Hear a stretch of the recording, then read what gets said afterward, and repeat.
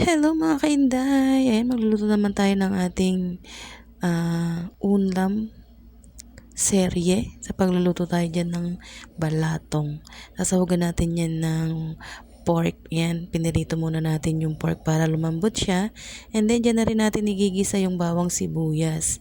And then, after that, isasali na natin ito sa ating nilagang balatong. Ayan, sasali na lang natin dyan yung ating sinutay na bawang sibuyas and then yung pork na sahog.